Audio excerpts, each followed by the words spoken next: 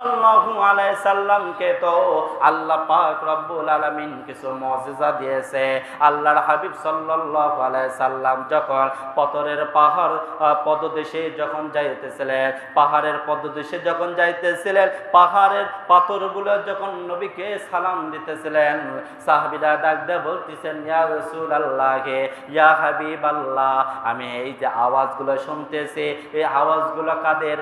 আল্লাহর হাবিব ডাক দিয়ে বলতেছেন, সাহাবীরা শোনো, এই যে পাহাড়ের পাথরগুলো দেখতেছো, এই পাথরগুলো আমাকে চেনে, এই পাথরগুলো আমাকে চিনতে পেরেছে, যার কারণে পাথরগুলো আমাকে পর্যন্ত সালাম দিতেছে। চিৎকার দিয়ে বলা যাবে কি সুবহানাল্লাহ? শুধু তাই নয়, আল্লাহর হাবিব সাল্লাল্লাহু আলাইহি সাল্লাম আবু জেহেল সামনে এসে ডাক দিয়ে বলতেছেন, ইয়া মুহাম্মদ, তুমি যে এই যে তুমি যে নবী, আমি এটা বিশ্বাস করব, তবে একটা শর্ত, এই যে আমার হাতের ভিতর একটা জিনিস রেখেছি, এই জিনিসটা কি, তার নাম তোমাকে বলতে হবে। আল্লাহর হাবিব সাল্লাল্লাহু আলাইহি সাল্লাম ডাক দিয়ে বলে, ইয়া চাচা, আপনার হাতের ভিতর যে জিনিস আছে সেই জিনিসের নাম বলবো না ওই জিনিস কথা বললে আপনি বেশি খুশি হবেন?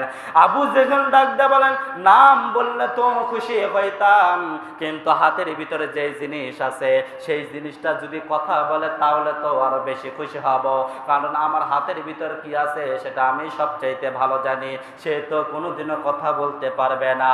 আল্লাহর হাবিব সাল্লাল্লাহু আলাইহি ওয়াসাল্লাম আল্লাহ পাক রব্বুল আলামিনের উপর তাওয়াক্কুল করে হাতের দিকে ইশারা করে ডাক দেয়া বলতেছেন, এ হাতের পাথর, তুমি সাক্ষ্য দিয়ে দাও আমি কে, আমার পরিচয়টা তুমি দিয়ে দাও।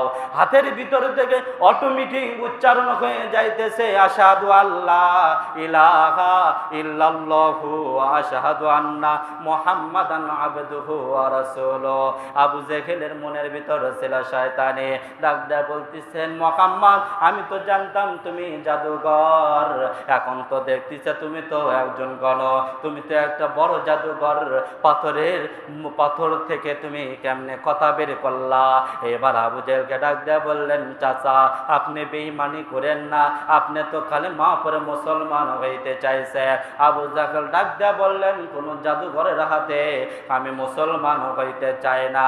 মুসলমান ভাইরা রে আমার, আমি আপনি নবীকে চিনতে পারি না, আমি আর আপনি নবীকে চিনতে পারলাম না, কিন্তু সমস্ত মাখলুকাত পর্যন্ত নবীকে চিনে। একটা একটা করে মুজিজার কথা বললে শেষ হবে না। মুসলমান শুধু তাই নয়, আল্লাহর হাবিব সাল্লাল্লাহু আলাইহি সাল্লাম মসজিদুন নববীতে যখন